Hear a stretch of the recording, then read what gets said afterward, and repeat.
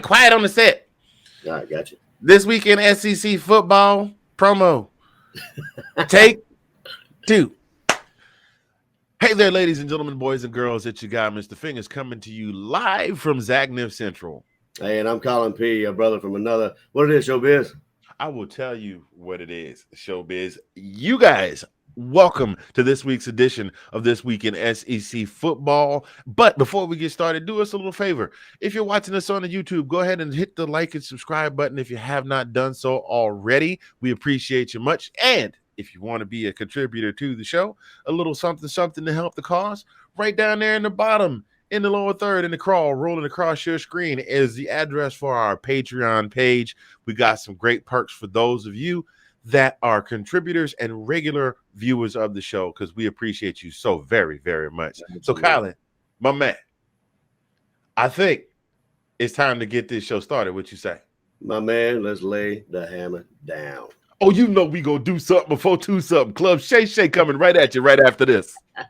Oh, hello, ladies, gentlemen, boys, girls. What Bama does, what Bama do.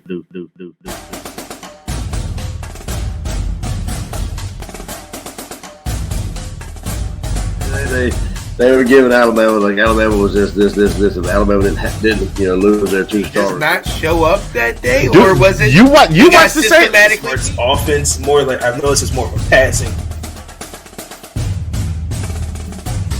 Hey, who knows? It might have been, might have not been. Who knows? But then again, that's what I call it football. I mean, Oh man, that's definitely going on the blooper hey, reel. you do that voice, I think of Norbert. Oh my God, we have a dandelion encrusted rib.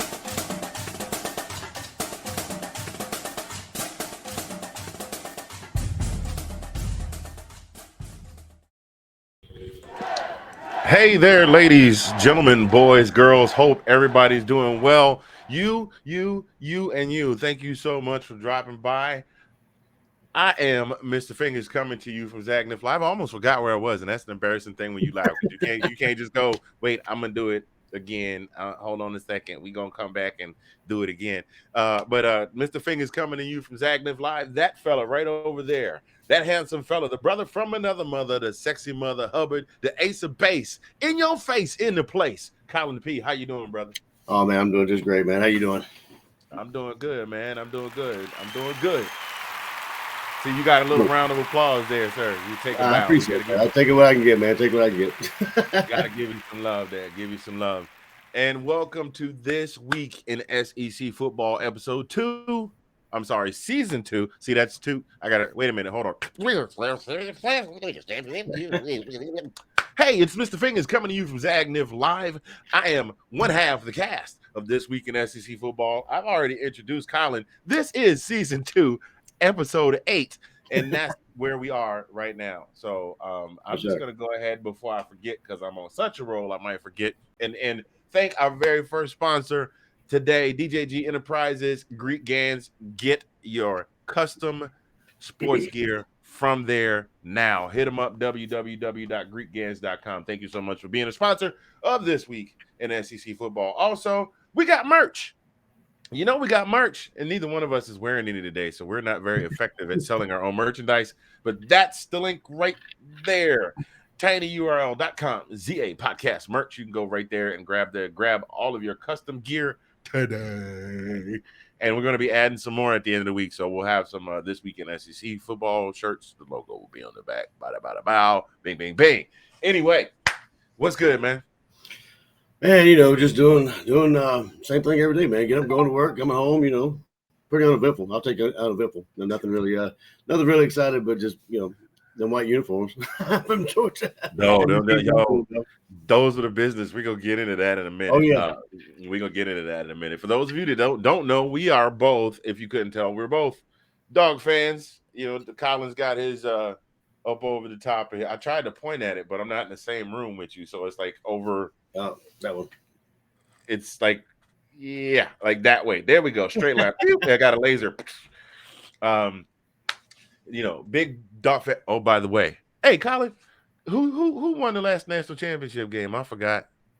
What they call what they call them? Go something. They I say. think it's spelled differently than it would normally spell. I think DAWG. Not Oh, dog. yeah. Those guys. Don't they spell the state JAWJA? Yeah, Georgia. The Georgia Dogs, yes sir. Yes, sir. Much love. Hey, look, we're gonna shout them out all season long. We're gonna shout them out all season long. Hey, Okay, 41 so years y'all is over just with. We got to. 41 years is done. yeah, we gonna ride this till the wheels fall off. Okay. So yeah, we're both Georgia fans. So there was a whole lot of hullabaloo about the white uniforms, and that'll just go. We just go ahead and jump into that right now. Um, unless you've been living under a rock or just don't follow sports at all, you know that the Manning family is one of the most famous families in sports today. What with the patriarch of the family, Arch Manning, he played in New Orleans, right? I believe Yeah, that's right. he Yeah. played quarterback for New Orleans. Peyton Manning, the older brother, played college football at the University of Tennessee.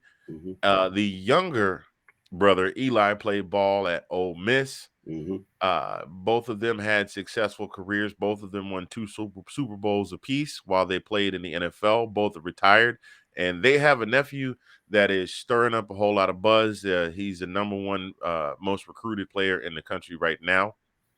His name is Arch Manning, named after his grandfather, and he plays at Isidore. I think that's Mm-hmm. how they pronounce the school name down in Louisiana. And kid's an absolute stud. And he has narrowed down his search. He's narrowed down his choices for where he wants to commit to three schools. University of Texas. Don't ask me why. Did I say that out loud? You know, University of Alabama and the University of Georgia.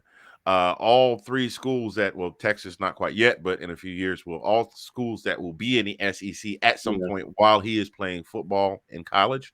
So he made his official visit. Now he did just, must be nice to have family that got money. They just hop on a It's zipping private everywhere. hop on a private jet and go to Athens and watch a game, and then go down and check out. They flew all over the place. They must have visited 6 or 7 different schools. Um, but they've been treated like royalty this whole time. So that he's been the big commit, and he graduates next year. Mm-hmm. So he graduates in 2023. So that's the guy that everybody's holding their breath for right now. But he made a trip down to Georgia. His official visit, coach met him.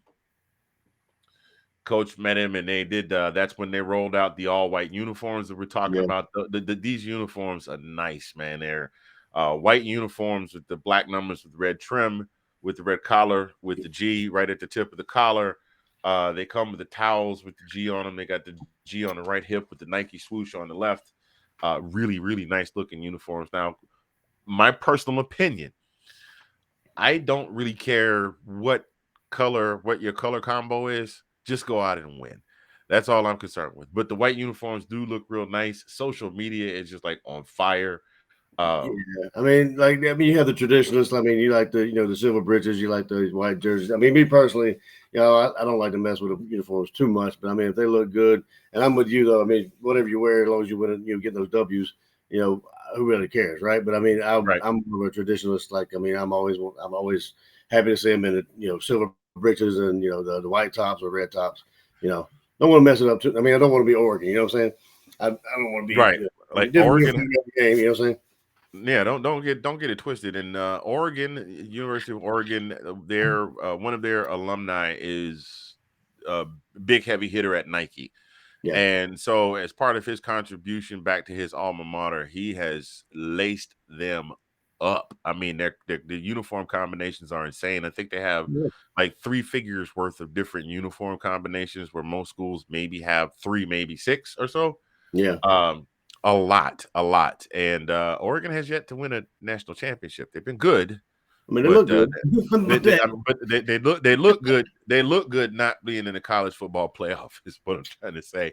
Not Yeah. trying to knock on them, but so yeah, the uniforms look really nice. And Arch also visited with the 4-star recruit out of Texas, Jalen Hale.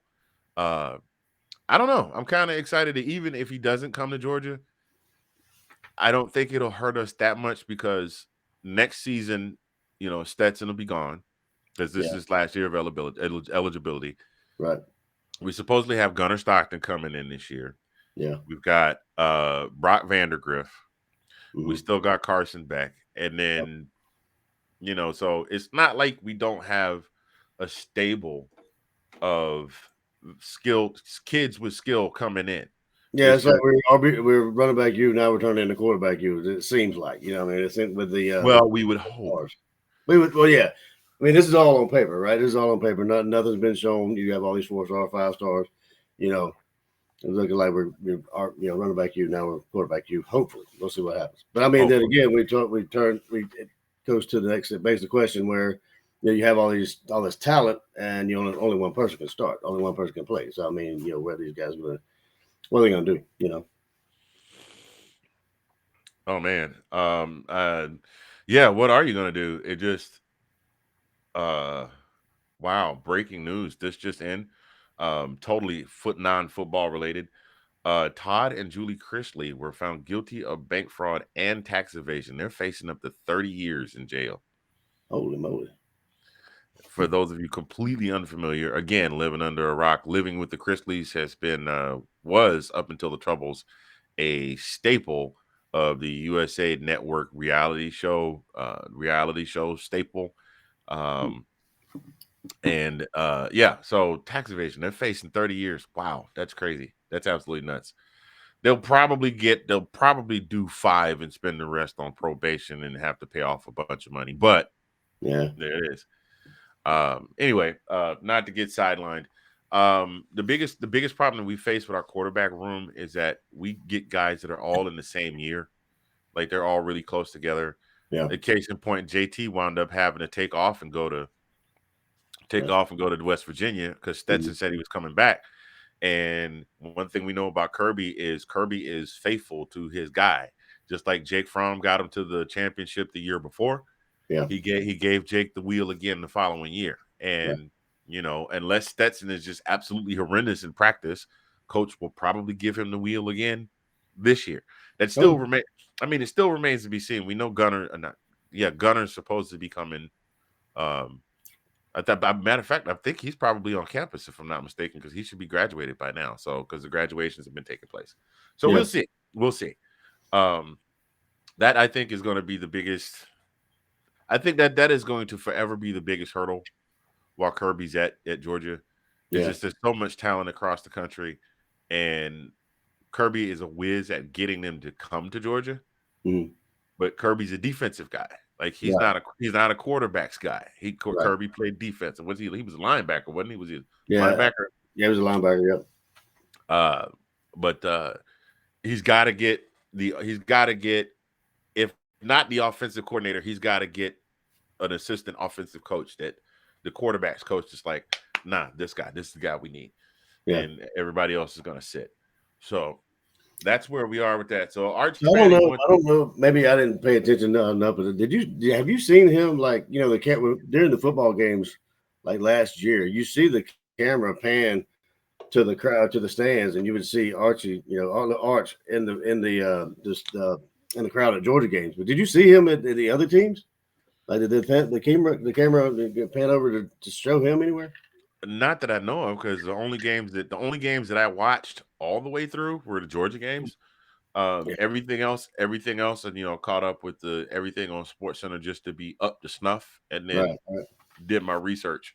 I Because was just wondering because I mean I never did. Not that I paid that much attention, obviously like you did. I oh paid no, I attention. take that back. I did see him at the Ole Miss game. Oh, it was there. Okay.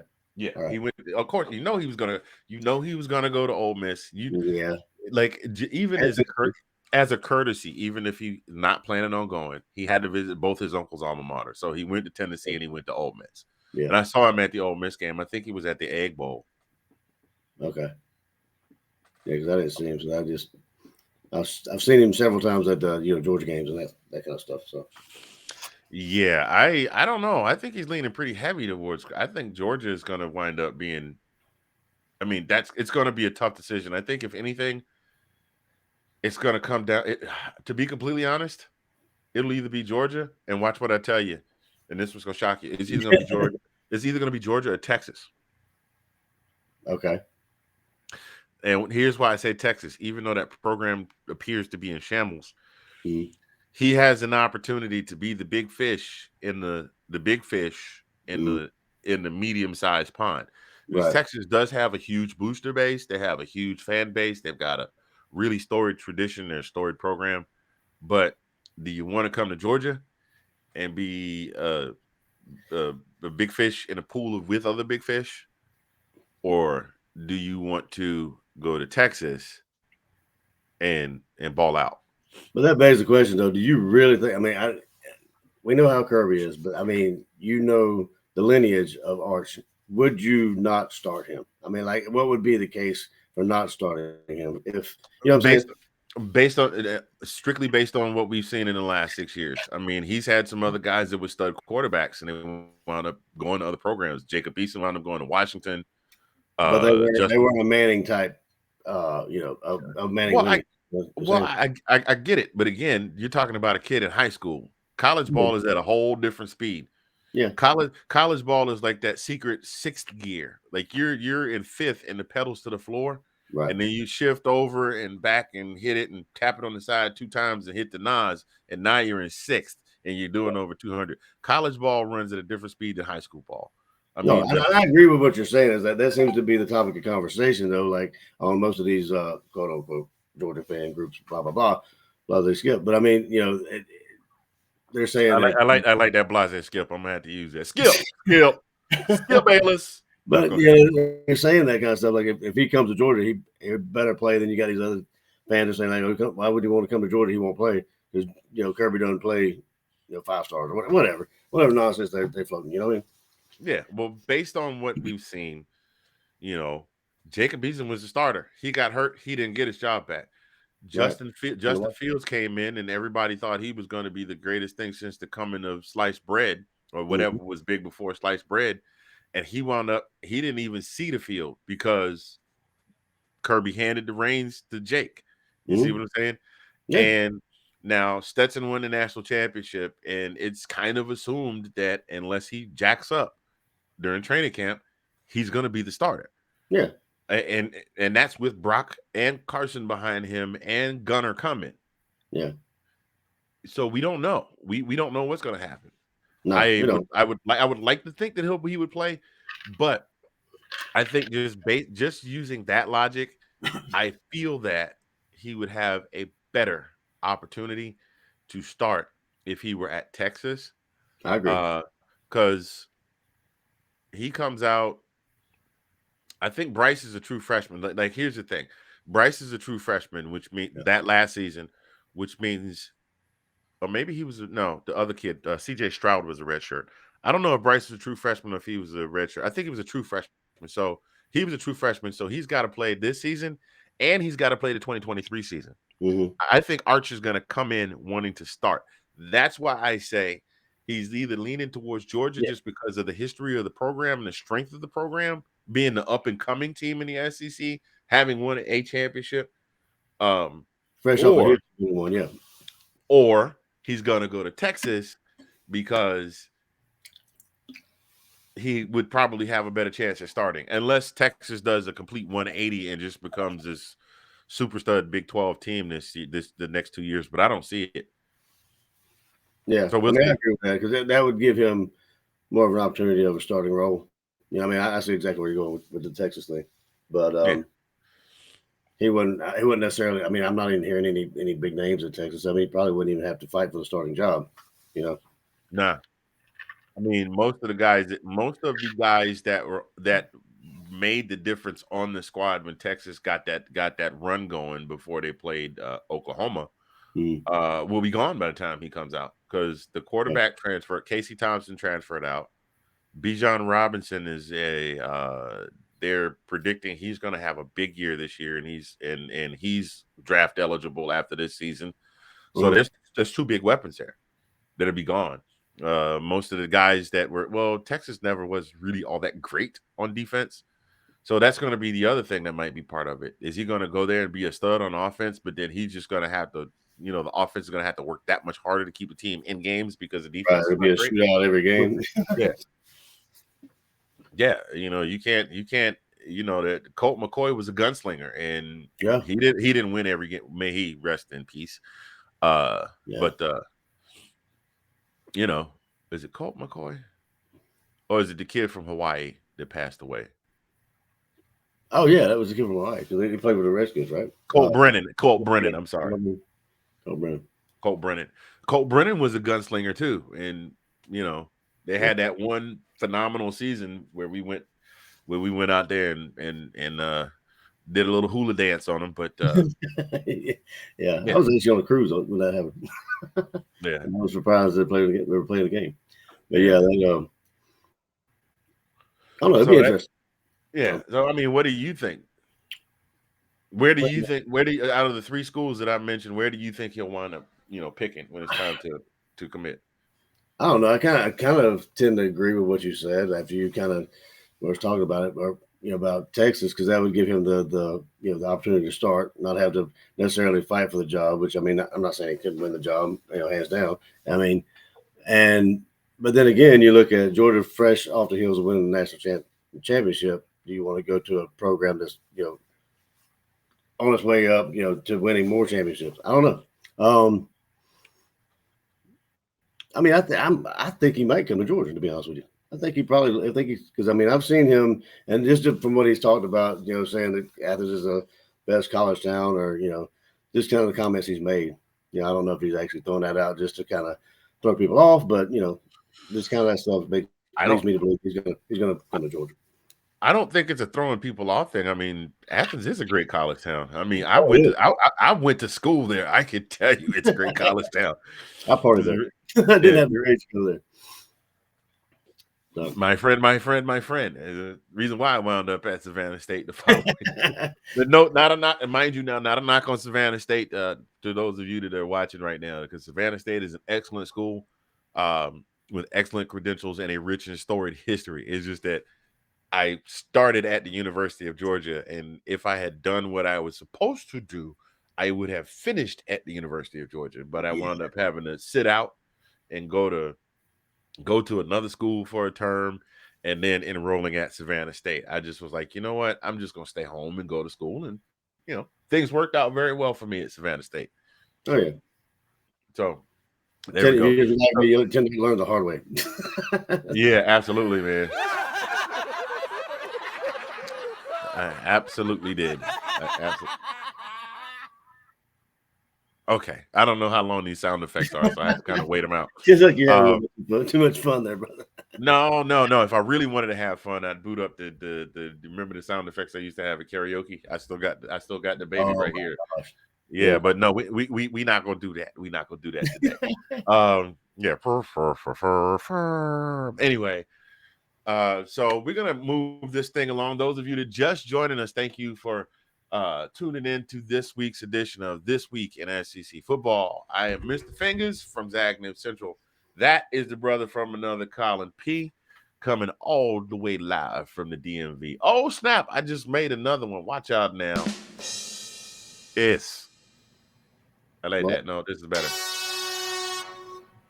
Collin P from the DMV. There you go. Don't know it. Sorry. Wait, look. Watch this. By the time we get done, you're gonna be like a whole freestyle. It's like the brother from another, the sexy Mother Hubbard, the ace of base, in your face, in the place. Collin P from the DMV. Like that whole thing is gonna be this like. That's $1 million song right there. Yes, sir. Yes, sir. Yes, sir. We're gonna make a YouTube video. It's gonna be us. Me and you with our Georgia gear on with the camera just spinning around us. We just gonna be me mugging like. I'm down with it. Let's go. I'm down with it. Let's go. Let's go. So we're gonna keep this thing moving. Want to thank one of our other sponsors, Envision Social Media. You got social media problems, they got the solution. Hit them up today, giving you the power to empower, create, and sustain your social media presence on the internet. Visit them today at envisionsocialmedia.com. That's www.envisionsocialmedia.com. Thank you for being a sponsor of This Week in SEC Football. Like I said, go get yourself some merch. tinyurl.com/ZA podcast merch. We got all the merch that's fit to wear and all the wear that's fit to merch. That didn't make any sense, but I made it work. Not the wear to fit the wear. Yeah, the underwear. We got look. This whole show is gonna be nothing but rhymes. We just come on all the time, and Colin would be like, "What you say?" And I said, "I didn't like you anyway." And he said, "But bro, we dog fans." And I said, "That's what people say all across the land. This is Hey, gonna I've be been a told whole." all my life. I've been told all my life I needed subtitles. I need like this closed caption underneath of when I'm talking. I need that. Ah. And you know my nickname is Boomhauer, and Boomhauer fits me just perfectly. You know, dang on. Hey man, look, Bama does what Bama do. that's always There you gonna go. be you. That's gonna be you right there, man. There you go. Oh man, so we're gonna move on to our next topic. We're gonna jump into.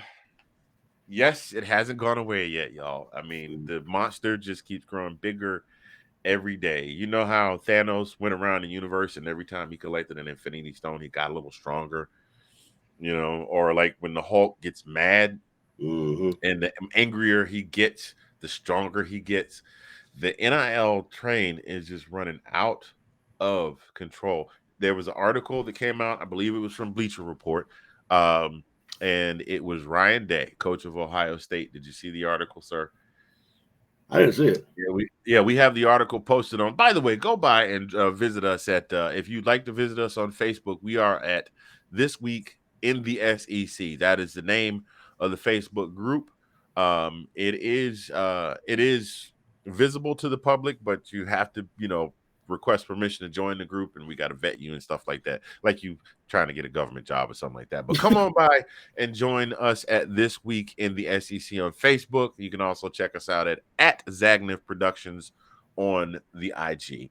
But I posted this to the group, and it was Ryan Day from Ohio State, and he said that the amount of money that he needs to be able to compete with these other schools that are coming up with these insane amounts of money that these other schools are coming up with. Those of you that are in the chat, are just popping in. Hello, how are you? Thank you for stopping by. These insane amounts of money that are being thrown around. He said that it's going to take him $13 million minimum to retain his roster. 13. Wow. 13 million. That's insane. So now someone has gone on record as essentially saying this is our salary cap that we need to keep our players. And his logic was there's other schools out there that are waving money around and these guys will jump ship in a minute. Oh yeah. But I think he's protesting a little bit too much. And the reason that I say that is I think these teams can carry up to 80 guys on a roster. They can only dress so many on Saturday, but they've got a bunch of guys on the roster. So is it the whole concept of like he's the leprechaun fretting over his pot of gold, and he doesn't even want to give up his third and fourth stringers that he barely lets see any time, unless they're up by 5 touchdowns, because that guy might be a diamond in the rough. But he's saying it's going to take him $13 million just to keep his current roster. That's absolutely crazy. I can't fathom such a thing, man. So what are your thoughts on that? In college. I mean, that's I can't either. That's fat. I mean, that's unfathomable. Like really.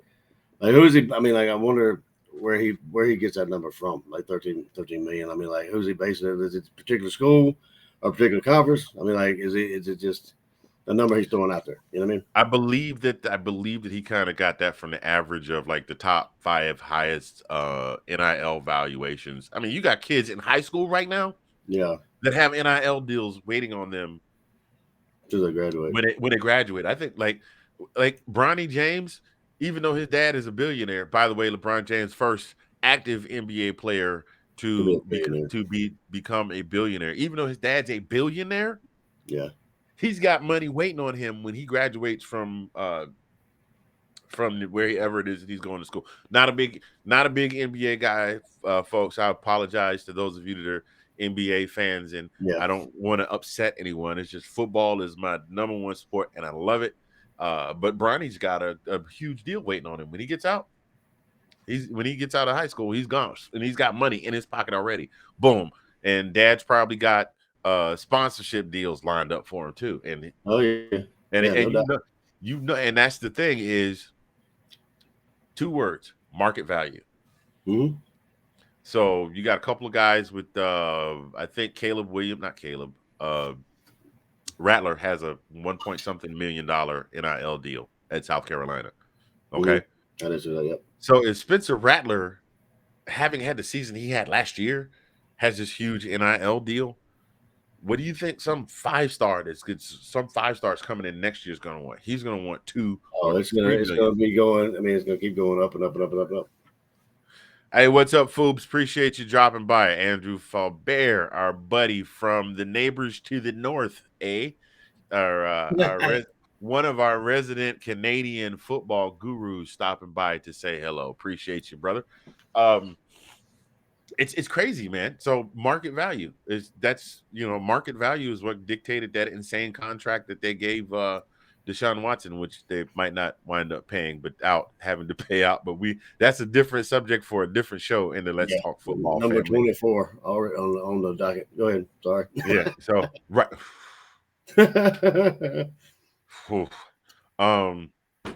But it's I like what do you do as a college? Like, it's presented a new challenge for these coaches.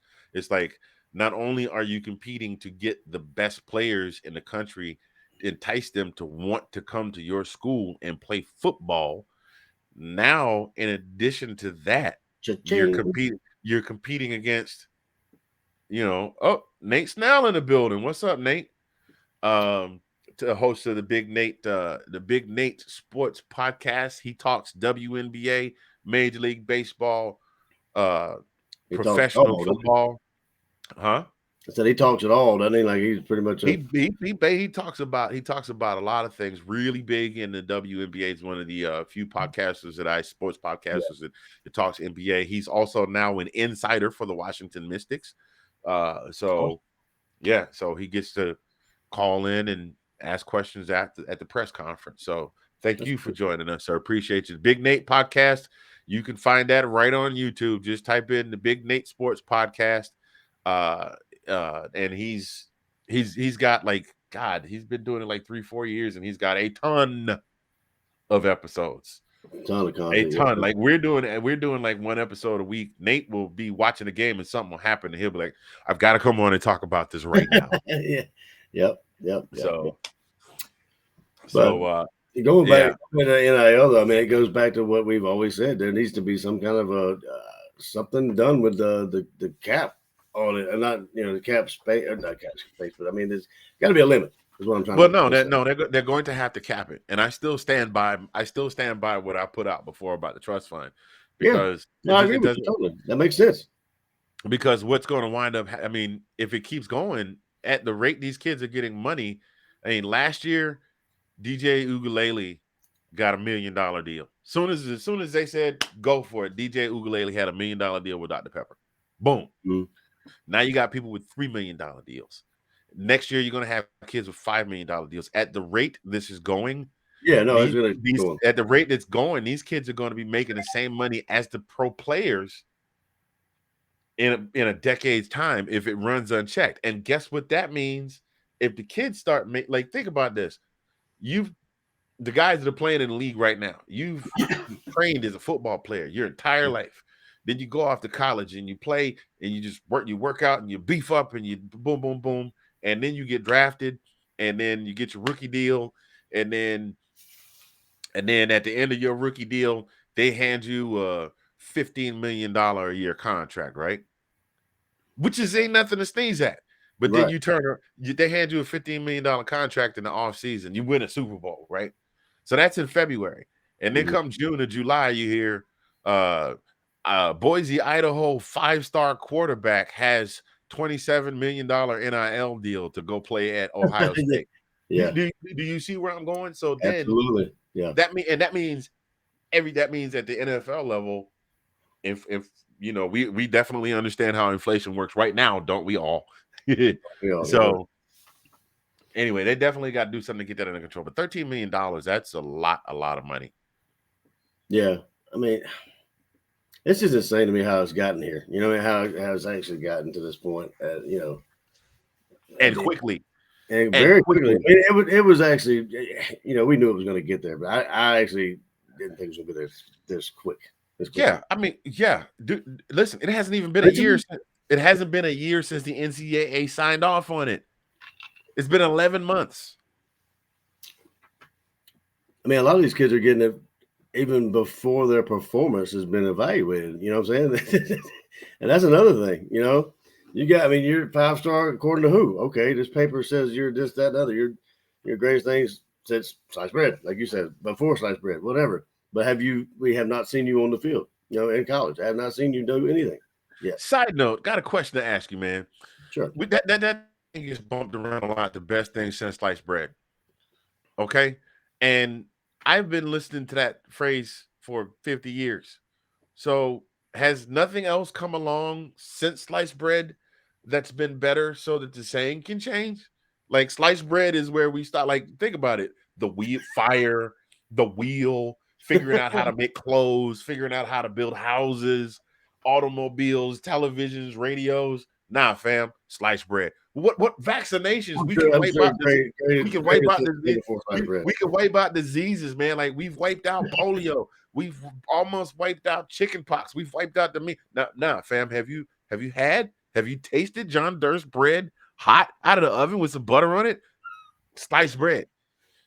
Somebody And lazy. now some here we are. Some lazy person probably came up with that. Right. He's like, hey man, what this big old piece of bread? What are we gonna do with this? Oh, it came to me sliced.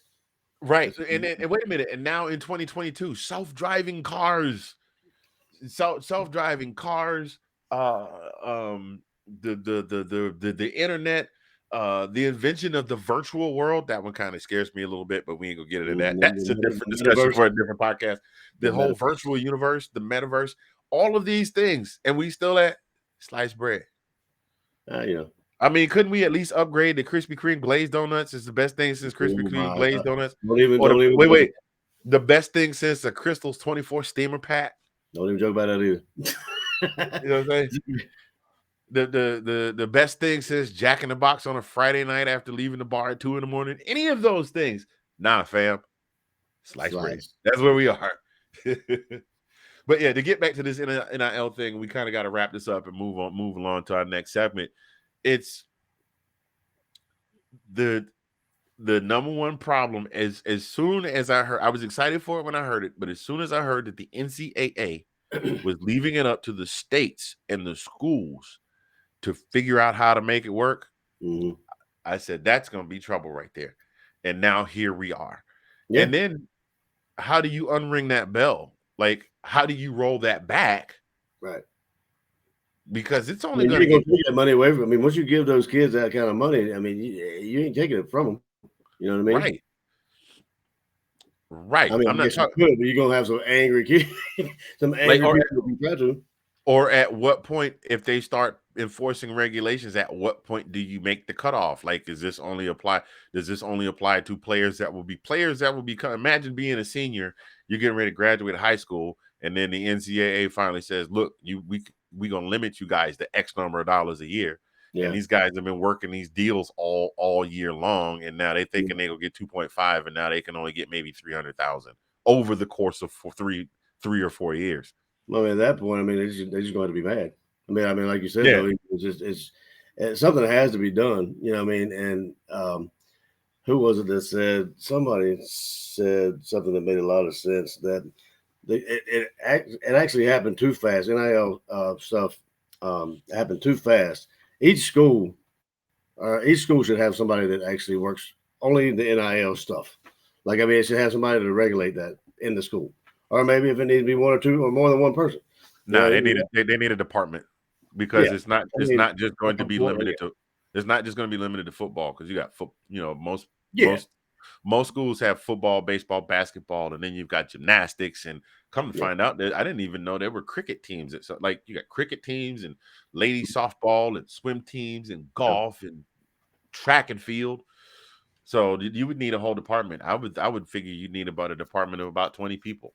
But they would need theoretically, they would need that before now. I mean, they should have had that before now. They should have that department to have all this stuff lined up before anybody signs anything on the dotted line or anything like that.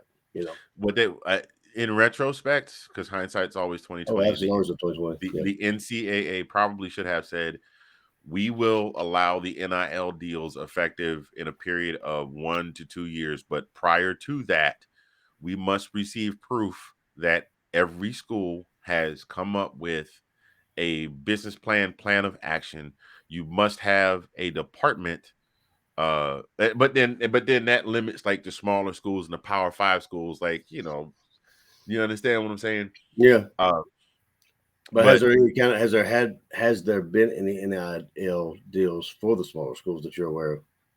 it was the kid that went to Jackson State got a nice little deal, and of course, Coach Nick had a lot to say about that. He said that Dion paid the kid $1 million, but who knows if that's true or not? I mean, yeah, he got a nice little deal to go down there. Like, you're not going to hear a lot about kids that go to HBCUs to play football getting big NIL deals, and you're not going to hear a heck of a lot about kids at some of the Power 5 schools getting NIL deals, like you might from a University of South Florida or a UCF or a Cincinnati or something like that. But and that's why it should be smaller, though, right? I mean, like I'm sorry, not the way it's made it. It's the Power 5, and then what's the other Group of 5? I'm sorry, the Group of 5 schools. Yeah, but there's another reason why it needs to be a little. I mean, it should be smaller. Like it should be across the board. Colleges, that everybody can on the same page, more or less. Yeah. But I nobody's going to agree with it. I mean, a lot of people will disagree with that, but I mean, you got to try to make it some kind of like equal, and everybody's got the same chance of getting paid the same, amount. Yeah. What is it that I'm supposed to be smelling, Nate? Nate said, "Do you smell it?" I'm like, "What? What am I supposed to be smelling?" I don't smell nothing. Nobody's cooking right now. But yeah. So we're gonna move on to our next segment while Nate lets us know. Moving on to our next. Oh, that's great. That is great. Every segment we move on to, we hit that right there. Boom. All right, moving on to our next segment, ladies, gentlemen, boys, and girls. Thank you once again for joining us this week in SEC football. Mr. Fingaz, Collin P, doing the doggone thing. Stop by and see my guy, Richard Glover, over at 1906tees.com. Hey, Sean Spencer. Oh my goodness, we got the godfather of the Let's Talk Football family of there we go. The Let's Talk Football family of podcasts, of which even though we're not LTF branded, we consider ourselves part of the family. We are regular contributors to the other shows. 1906 Tees. Hit him up at squareup.com/stores/1906 He can make your custom gear for you, folks. You want it red and black. You want it royal blue and maize yellow and royal blue. I'm sorry, Kate. I'm butchering your school's colors, but you know what I mean. You want it red and black. You want it whatever's. Oh, Nate the Snail, don't you do that right now. He talking about the number 1 pick going, Arch Manning going to the Maryland Terps. I mean, I'm gonna tell you something.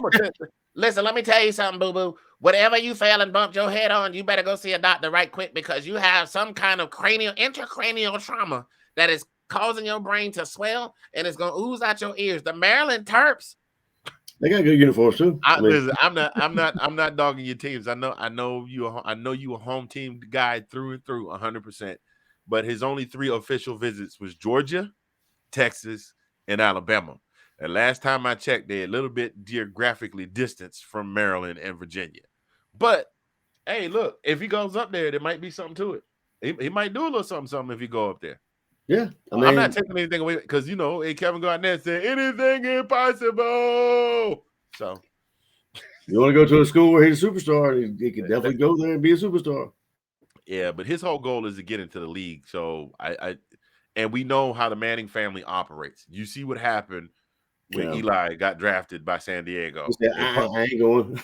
I ain't going. I don't want to go play there. Daddy, do something. He's like, hey guys, no. We can go to New York. That is what I was saying about him going to Georgia. Like if he goes to Georgia, he will absolutely play. Absolutely, 100%. Well, like I said, that's up to Kirby, but we'll see. We shall see. So we're gonna keep this thing moving along here. SEC games to watch this season. Those of you just joining us, welcome to This Week in SEC Football. Mr. Fingaz, Collin, Peter, brother from another. We got this thing going on here. So want to talk a little bit. I've got some games here, and I want to get your thoughts because you've got Georgia coming back as the national champions from earlier this year. You got Alabama on a mission. Nick Saban's pissed off, so he's gonna pull all the stops. Jimbo's a little irritated. I think that he might be a little scared that he pissed off the big dog in the room. So Texas A&M is really going to have to show up. But I got some games that I picked out that I think are going to be great games to watch this season. And of course, I'm going to start in true fashion. I'm going to start with Georgia versus South Carolina, the Dogs versus the Gamecocks. This game takes place on September 17th. It is a noon kickoff in South Carolina, so it's an away game for the Dogs. Yep. It's an away game for the Dogs. So hang on just 1 second. I'm adjusting some stuff here. I got a whole bunch of stuff going on, and I need to move this screen onto over here like that. Those of you that are at home, you can't see what I'm doing, but you know, I got multiple monitors. Your boys doing it like that. So, okay. This game takes place on Saturday, September 17th. It's a noon kickoff on the East Coast, 11 a.m. kickoff here in wonderful, beautiful Oklahoma City. Just for a frame of record,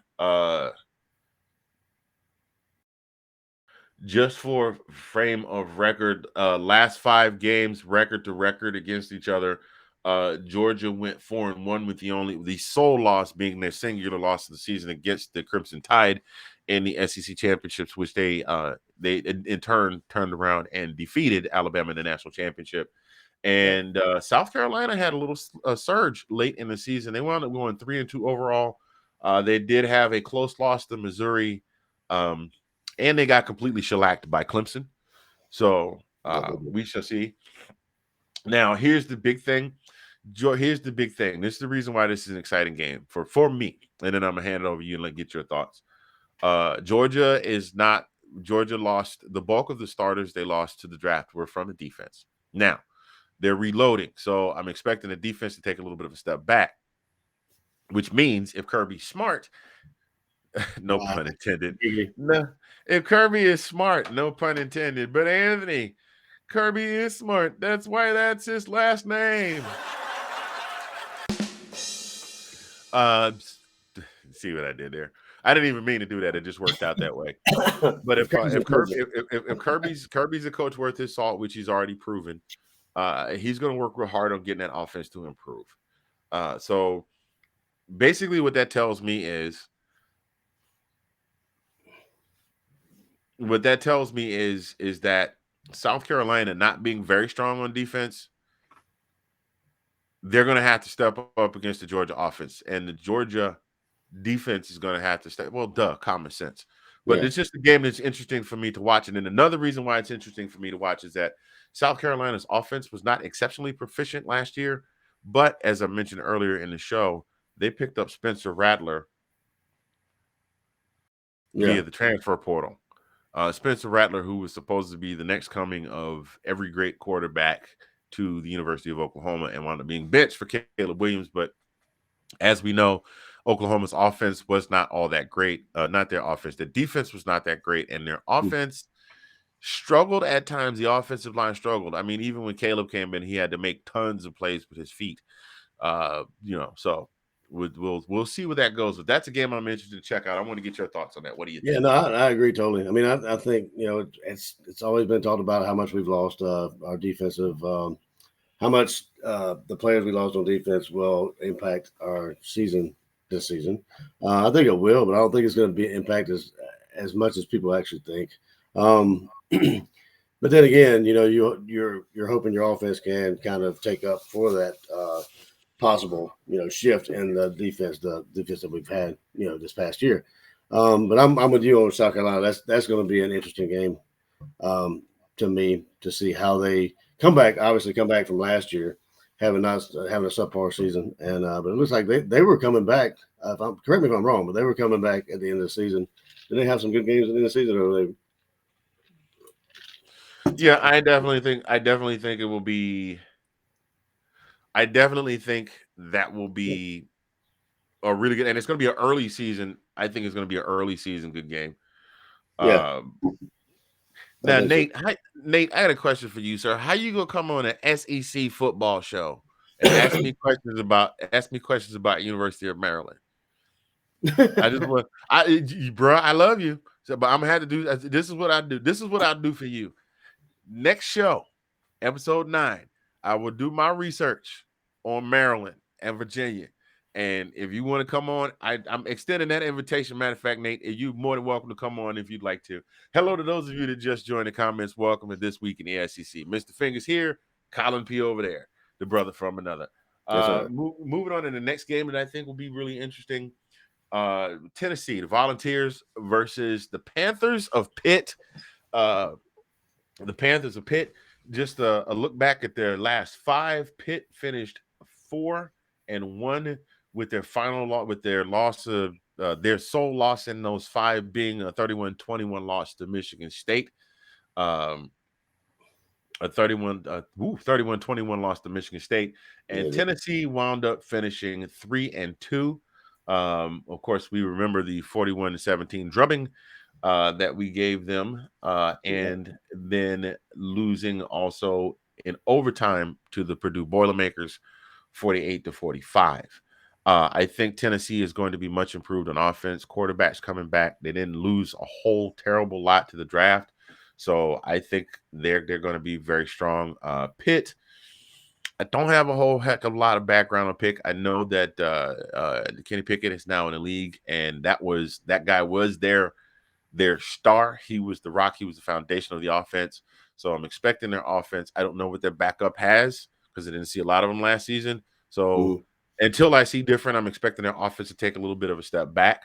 I mean, they just even in their last 5, they only had one really close game, and that was an overtime game against North Carolina. So there you have that. But what are your thoughts, sir? I'm definitely thinking this was going to be a good one, and this is a 3:30 kickoff on ABC on the 10th of September, and the game is in Pittsburgh. Yeah, and if you remember last year, they had was it on September 11th? They actually played Tennessee, and they won 41-34. Pitt did, and so I'm expecting this to be a good game too. I mean, I don't know. Like, do you think Tennessee's going to be better than they were last year? Because I mean, here's the thing: Tennessee being in the East, Tennessee finished the season looking up at Kentucky, who finished behind us. Right. Now, I'm expecting Kentucky to be much improved, and I'm not expecting to see that much of a step back for Georgia. Right. So I don't know. Are they going to be better? I mean, I already got 2 losses for them chalked up just with Georgia and Kentucky alone. To answer your question, Nate, about the HBCUs, we do not have an HBCU on our schedule this year. I think the last time that I can recall that UGA played an HBCU, they played against Georgia State, and that was it. Georgia State? No, it was Southern University, and it was a home game. And of course, the Human Jukebox. Love my Redcoat band for life, but the Human Jukebox from Southern University blew the Redcoat band out of the building. They literally ran them out of the building. So so Nate, no. The answer to that question is a no. Let's see. As far as Kentucky, this is our next. Speaking of Kentucky versus Tennessee. For the last few years, Kentucky and Tennessee have kind of duked it out for second place in the East. And again, we know Tennessee's last 5 was a 3-2. Kentucky's last 5 was a 4-1. Their sole loss was to Tennessee, and it was only by a 3-point margin. The rest of the games, Kentucky kind of ran away with, except for their New Year's 6 game against Iowa, in which they won by 3 points. I don't know if it's a field goal, touchdown, whatever it was, but they won by 3 points. Most of Kentucky's offense is coming back to bringing back Chris Rodriguez and Will Levis. I think that's going to be the force to be reckoned with in the East. If there's any team in the East that over the last few years, Stoops has done a great job with that team. If there's any team in the East that I'm really seriously like, okay, I'm looking over my shoulder at as a fan, it's Kentucky. So I'm going to give the edge to Kentucky on this one just because I don't see a rackle-tang of improvement out of Tennessee, but they got a great quarterback coming back. So we shall see. What are your thoughts? Yeah, no, I would agree there also. Like I would be the one to look over my shoulder at Kentucky because they've increasingly getting better and better as seasons come and go. But like Tennessee, I don't know. I still think they're in the rebuilding phase of their football team. I mean, I don't know. I don't know what they're going to do. It remains to be seen this year. They would surprise me if they did any better than they did last year. But I mean, there's possibility. But Kentucky, Yeah, I mean, Kentucky's going to be like you said, a force to be reckoned with. They will build. I believe they will be better this year. They may have okay. some surprise wins. That we're not. Going to think they're going to win, but they may have surprise.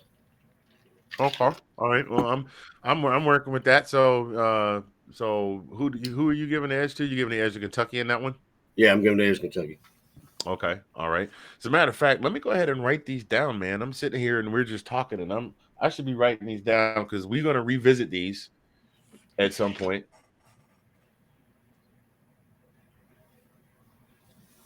Yeah, we're going to revisit these at some point. Look, did you see me do the Fred Sanford? Yeah, look at it. So Georgia versus South Carolina. Who you got in that one? Oh, of course I got Georgia. Okay, we are unanimous in that one. Let's see. We got who was that I just gave you? Tennessee versus Kentucky.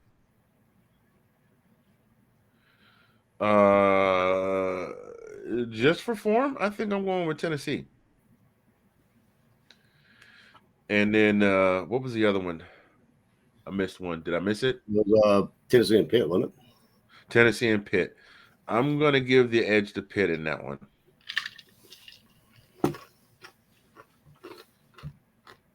Who you got? I'm going to Pitt. I'm going with Pitt. All right. So that brings us up to the next one. This is Ole Miss versus Arkansas. This one's game's a little later in the season. It's November 19th. Time a kickoff to be determined, which means that we're in the point of the season where the games may be flexed, because that's when when you start looking at they're going to be flexing the higher games, the higher ratings to the more optimum spots. Arkansas had a not bad season last year. They had a not bad season last year. I actually was very impressed with Arkansas. This is not the Arkansas of 3 or 4 years ago. This is a team that with a couple of extra pieces can get real nasty over in the West. I still don't think they're Alabama ready, but they're definitely able to take on, just based on what we saw last year, they're able to take on just about everybody else in that division and easily take them down on a good day.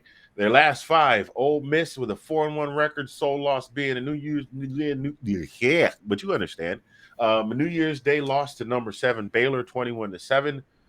They were very dominant in the other 4 games. There was a minimum of a 10-point margin of victory. Now, to be fair, their opponents were Liberty, Texas A&M, Vanderbilt, and Mississippi State. I'm actually surprised the Texas A&M game was not closer, but the wheels kind of fell off the bus for Texas A&M after the Bama victory. They kind of seesawed there. Now, on the other hand here, Arkansas, their last 5, they finished 4-1. Only loss in that was to Alabama, and that was strictly by a touchdown against Alabama, who at that time was the number 2 team in the nation. Not a huge margin of victory. Mississippi State was ranked 17th at the time. They won that one by 3. It took an overtime win against a struggling LSU. They did double up Missouri 34-17, and Penn State, who was at that point kind of in decline. This also was a New Year's Day game. They beat them by 14 points, 24-10. I am going to say this game is going to be a little bit more evenly hatched. I'm going to lean towards Arkansas, and I'll tell you why. Arkansas is returning most of the guys they got. Hello, Kate. How are you doing? Thank you for watching. Those of you just joining us, welcome to This Week in SEC Football. Mr. Fingaz and Collin, do us a favor. Give us a like and a share if you're watching on the YouTube. Give us a like and a share if you're watching us on Facebook. Let the people know that we are out here letting you know all the news that's fit to talk about in the SEC. Getting back to what I was talking about, I'm going to tell you why. Big portion of the reason why Ole Miss was so successful last year, Matt Corral. And Matt Corral is now in the NFL. I have zero anything on their backup quarterback. We'll get into that we'll get into that a little bit further down the road as we get closer to as training camp starts coming to an end and we get closer to the season. I see Ole Miss taking a step back this year just because he was their leading passer and their leading rusher. So those are two big holes to fill. Arkansas is getting most of the gang back together. So I'm giving Arkansas the edge on this one, and I'm saying they're going to win by at least 5. At least 5. Is there an early line on that or no? Not yet. Not There's yet. no line. There's no lines on it yet. The lines will come out later on. But I'm gonna give them a minimum 5-point margin of victory. Yeah, I mean, I can kind of see where you're going with that. You don't think Lane's going to have the crew ready to play against Arkansas there? But I'm not saying he won't have them ready, but unless he's got another carbon copy of Matt Corral at quarterback, yeah, I mean his running backs are going to have to step up, and his running backs are going to have to be absolute studs, and the quarterback is going to have to be on point. So that means there's 2 areas of concentration he's going to have to focus on. But I agree.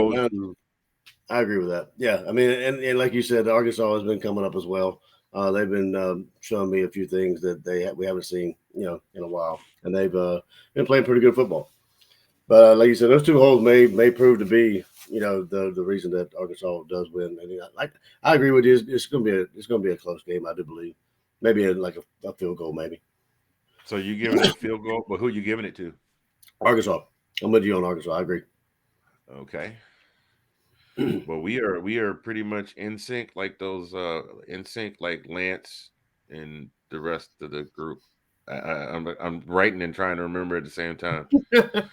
Okay, Lance, Joey, JC, Chris, and Justin Timberlake. For those of y'all that might get offended, I know their names. I'm getting to the point where I can only focus on one thing at a time. Is one of those results of getting a little older.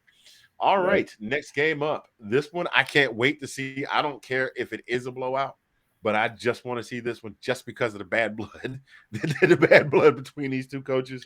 That is the Aggies of Texas A&M are traveling to Bryant-Denny Stadium to take on King Nick Saban and his Crimson Tide. I'm just gonna call it. Bama is going to curb stomp Texas A&M. I don't even want to say by how many points, but it's going to be at least 10 because Nick is already mad. Well, Nick kind of took the loss with a grain of salt, but now Jimbo has come for him. Miss Terry's probably playing tapes with subliminal messages on it at night while he sleeps. You want to kill Jimbo Fisher. You want to beat him and run the car off a cliff with the football team. This game may be over after the first quarter. I mean, and guaranteed he will not. I mean, Saban will not take his foot off the gas. He will score, and when he can score, he will score at will, and as many times as he possibly can. I guarantee it'll be like old bowl coach when he coached for Florida. It will be score at will, and I don't care if it don't scoreboard don't take it. We go score anyway. Yeah, I definitely think he's going to take. I think he's going to take him to the woodshed for sure. Plus that, you got Bryce Young. Bryce Young he's got a chip on his shoulder. Now he's got to prove that he's worthy of the Heisman. He lost his 2 leading receivers, his number 1 running back in Brian Robinson and John Mechie and Jamison Williams, all gone to the league. Now they still have Will Anderson, who is without doubt the number 1 defensive player in NCAA football coming into the season. So I'm scared. I don't know who their quarterback is going to be at Texas A&M, but his head's going to be on a swivel that Saturday. That is a to be determined kickoff on the 8th of October. Texas A&M last 5, they finished 3-2 with a loss to Ole Miss on the 13th of November by 10 points, 29-19, and a 3-point loss to LSU, who at that point was struggling because at the end of the season, LSU, the wheels had kind of fallen off at that point, but LSU managed to dig out that win, that 9th inning dig out walk off. On the other hand, we know Bama finished 4-1, and their sole loss being that same team, the one we was talking about earlier. They spelled the name JAWJA, something like that. Something about some dogs or something like that. Something like that. But that was Yeah, Bama's coming. Jimbo, I'm just telling you, you don't know what you started. Yeah, you don't even know. I mean, oh my God, no, no, I I don't mean, want it. Pineapples. What was it? I was just kidding. I thought you broke the piggy bank and gave him a bunch of money. No, no, I don't want to. I'm really surprised he decided to poke that bear, though, to be honest with you. I mean, I don't know Yeah. what possessed him to do it, but I mean, kudos to him, for having, I guess, whatever it was he had to go after, go after Saban. But you don't poke the bear, man. I'm telling you don't poke him, especially with no. No, absolutely not. You don't want to make those. You don't want to piss those folks off. Let's see, where are we going next? A lot of these are going to be repeat teams going in because I looked through some of the others, and we'll pick up some more to talk about next week. But I just wanted to touch on a few, and we're going to try and run through these really quickly here. Because let's see, let's go with Tennessee versus South Carolina. We already talked about what Tennessee's bringing to the table. We already talked about what South Carolina's bringing to the table. Actually gonna give this one to South Carolina. I'm with you, man. I would go with South Carolina as well. I just don't think I think Tennessee's getting better, but I don't think they're quite there yet. And I think South Carolina is a better team. Well, again, it all hinges on what happens with it all hinges on what happens with the offense because South Carolina has shown just in this small sample size from the last 5 games that their defense is capable of holding some teams to some points. I don't know what happened against Missouri. And you say what you want to say about Auburn. Most of the problems that they had were based around their coach and not so much their talent. Because Auburn, which is going to be the next one we're moving into, Auburn versus Alabama in the Iron Bowl Classic, which is going to be on November 26th at a time to be determined. Auburn took the almost national champions. Well, no, they weren't. It wasn't even close. But they were the national champions the year before. They took the Crimson Tide to 4 overtimes. They sure did. Yep. Yeah. I was very proud of them, especially with Bo Nix being there, Yeah. But so just to give you an idea, now here's the telling sign. They have a coach who is returning that it is obvious that they don't want. They tried to get rid of him and they couldn't come up with show cause to get rid of him. He knows they don't want him there. So is he going to coach these boys up, get them hyped up, and go out there and kick some butt and then just drop the mic on the way out the door because they're going to fire him anyway? Or is he going to pull an Ed Ogeron and be like, whatever, they got to pay me? Yeah, but what's going to happen with the players? I mean, like, did the play? It goes back to what we were talking about. I mean, a while ago. Do the players actually want to play for a coach that they, that seems to, they don't want him. The college doesn't want him there. So I mean, the players going to be able to look past that, and able to play to their full potential. I mean, I definitely know it's not going to be a scenario like LSU last year because Coach Ogeron had won a national championship just 2 years prior, right?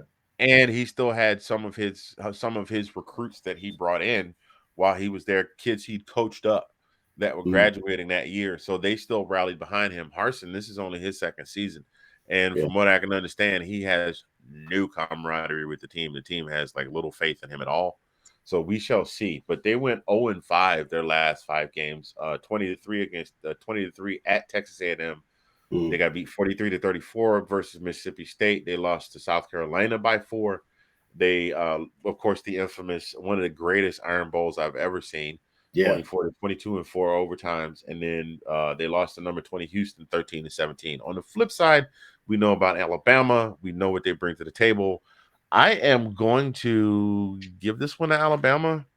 I'm not, hey, I don't want to hear anybody. I don't want to hear the story breaking news on Bleachers Report. Mr. Fingaz is a closeted Alabama fan.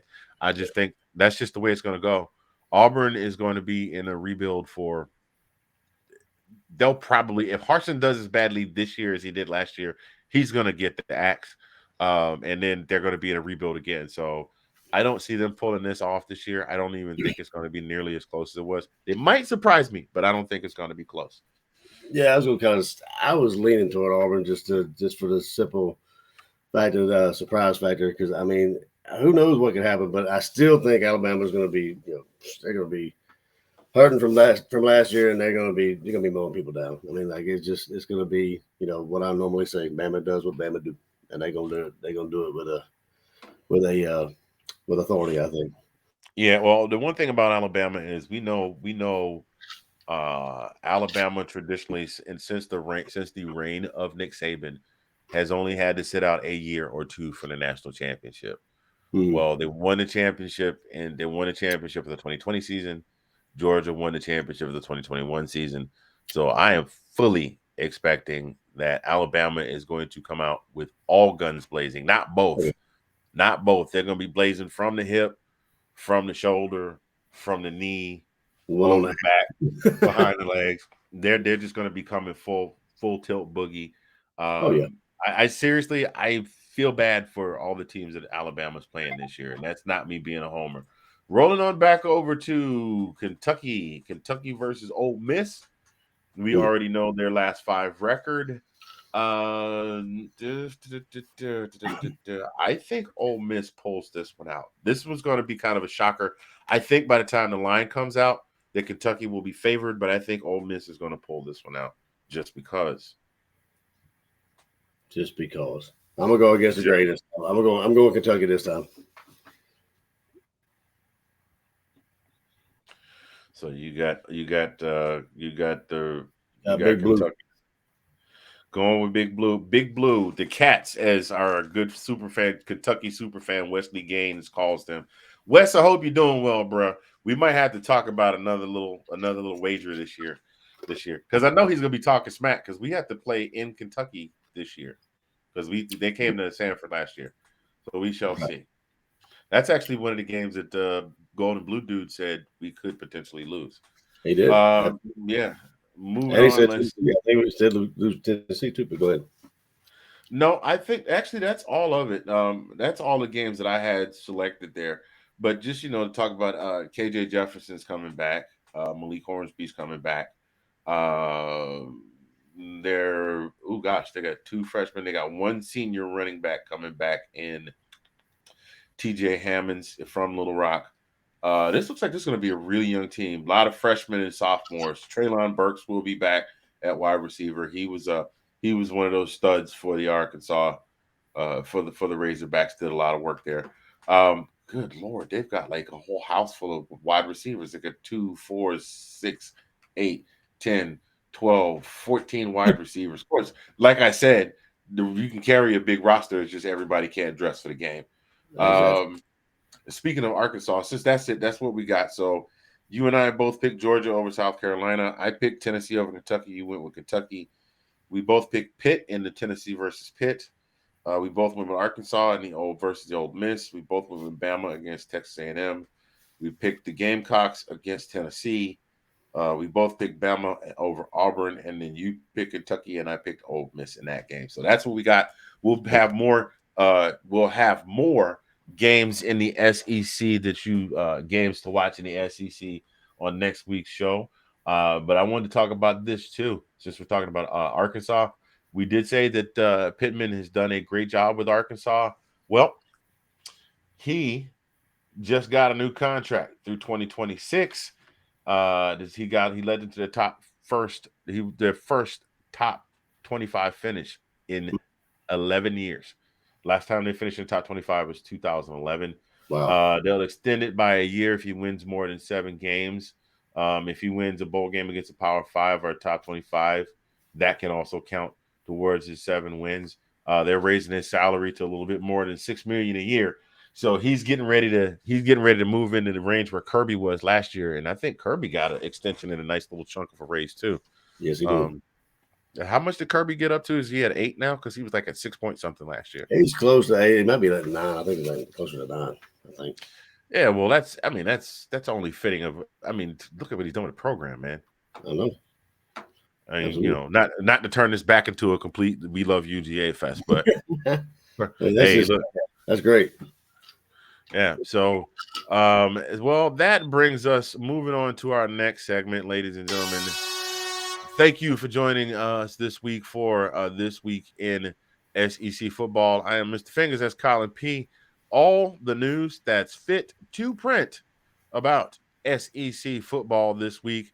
We're on to our next segment here, which we like to call the 2-minute warning. And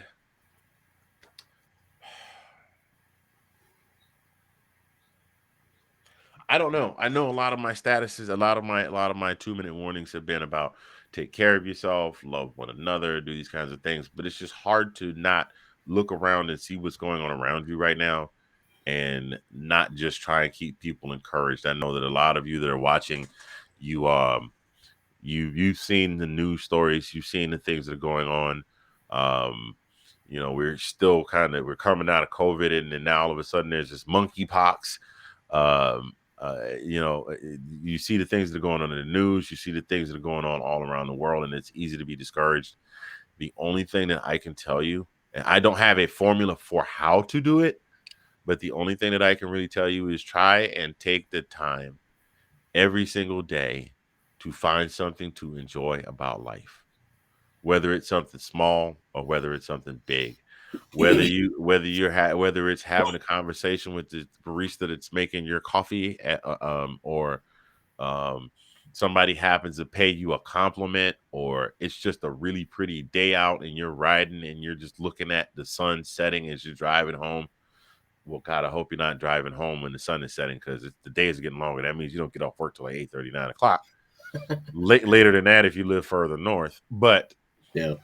I digress. Just try and take a moment to every day find something that makes you say, life is good. Life is not as bad as I think it is. Life is pretty deep. Life is decent. So just take a moment. I mean, whatever it is. Like this right here, this is my moment today. This, and then when at the end of bless you, sir. And at the end of the day, I'm gonna climb into bed with the missus and we'll cuddle up and watch something on TV. But yeah, try and find something, anything, big, small, find something, because in the grand scheme of things, life is really short. We say people live 90, 100 years, and that's long. It's a long time to us.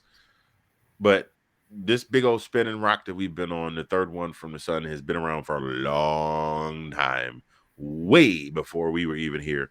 So yeah, enjoy it, because it goes by in an eye blink.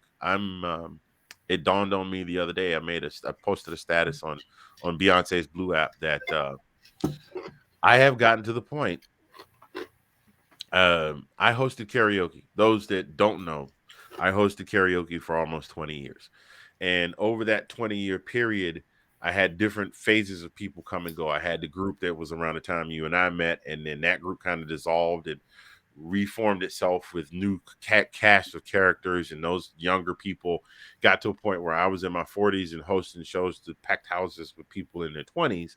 Mm-hmm. And now this is the thing that is making me realize how quickly life flies by. Most of those young kids from that second group, a whole rack of them are married and have kids, and their kids are turning 4 and 5 and 6. And I'm like, my God, what? Like, you weren't even like, it seems like I just saw you 2 days ago and you were singing Wannabe by the Spice Girls with a bunch of other drunk girls. And now you're a married, responsible mom with a 5-year-old getting ready to go to kindergarten. And, I'm getting ready to blow out 52 candles here in a few weeks. So, it goes by really quickly. So take the time to enjoy it. Things suck, but life keeps moving. And if we let everything weigh us down, then it can really push you into a corner and into a rut. So try. I'm not saying, this isn't a Yoda do or do not. There is no try.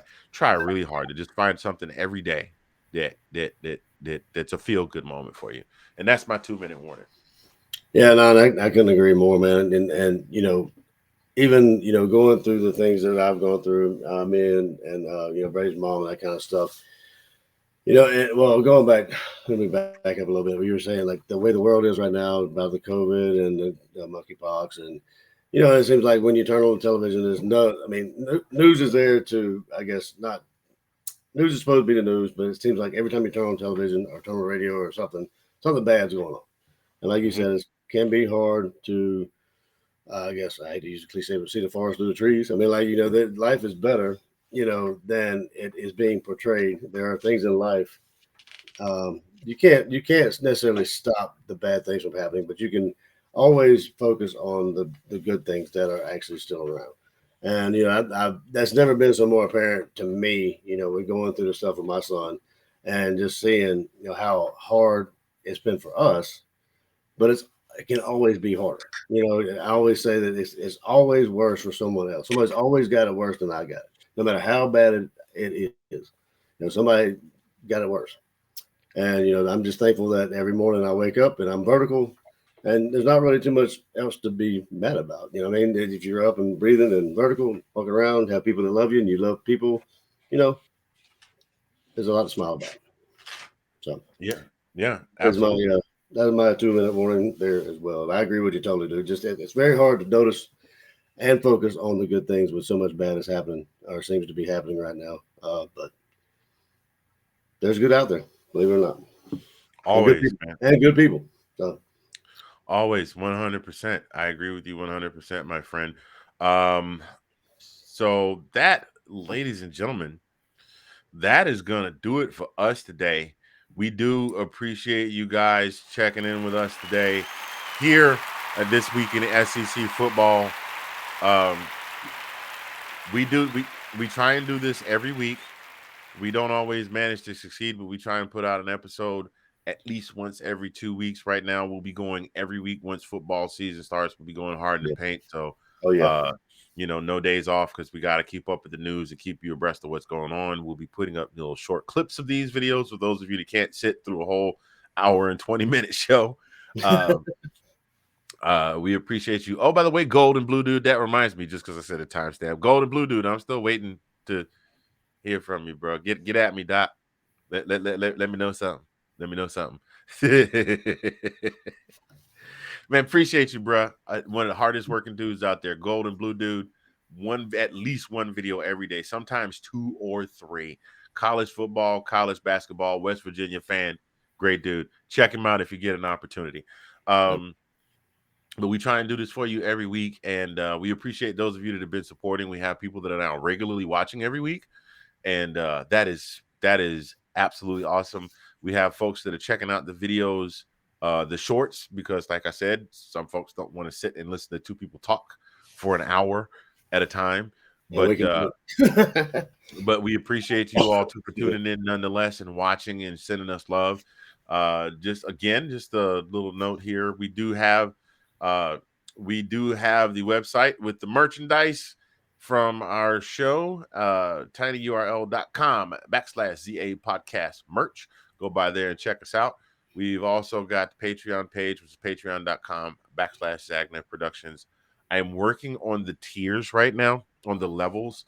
It's my understanding a few people sent me a couple messages, said, hey, man, we'd love to support you guys, but you're a little bit more, for some guys that are just getting started, you kind of you're pricing yourself out of the market. So we're going to adjust the tiers to make them a little more economically friendly, especially since that gasoline is getting expensive. Bruh, it's $4.30 a gallon by me, right? We talked about that yesterday.